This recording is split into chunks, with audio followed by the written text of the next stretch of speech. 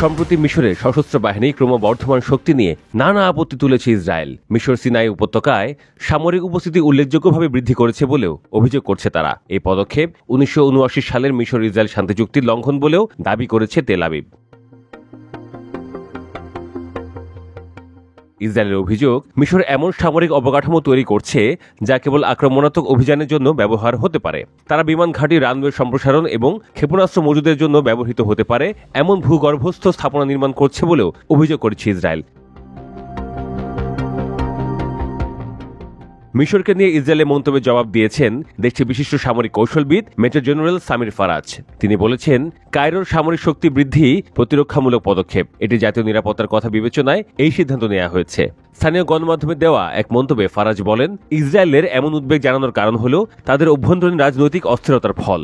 মিশরের পক্ষ থেকে আসা প্রকৃত হুমকি অজুহাত মাত্র।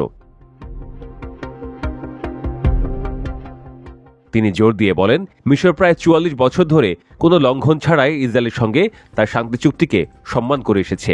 শান্তি হল মিশরের কৌশলগত রাজনীতি বলেও মন্তব্য করেন তিনি। ফারাজ ইসরায়েলের সামরিক অবস্থান নিয়ে করা দাবিগুলোকে রাজনৈতিক উদ্দেশ্য প্রণোদিত বলে উড়িয়ে দেন। তিনি যুক্তি দেন, এই মন্তব্যগুলো ইসরায়েলের গাজায় তার উদ্দেশ্য অর্জন করতে না পারার ব্যর্থতা থেকে মনোযোগ সরাতে চাচ্ছে। মিশরের অর্থনীতি মধ্যপ্রাচ্য ও উত্তর আফ্রিকার অন্যতম বৃহৎ অর্থনীতি।